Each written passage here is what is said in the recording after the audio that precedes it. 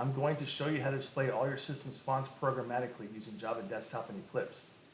First thing you want to do after you open Eclipse, go to File, New, Java Project. Give your project a relevant name. I'm going to call mine Font List. Click Finish. Right-click the project you just created with a new class. Give your class a relevant name.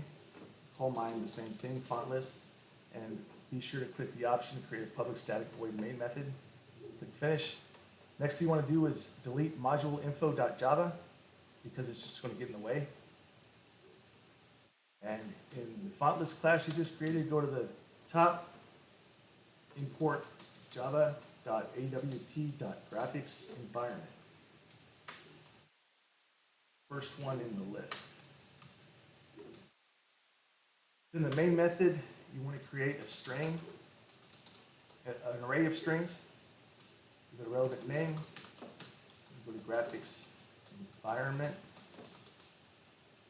get local graphics environment, get available font family names. The option that doesn't have parameters is the one you want. And next, we're going to create a for loop to display all the strings within that string array. Int I equals 0, I smaller than font list length, plus plus, within the for loop system.out.println list at I should be all that's needed.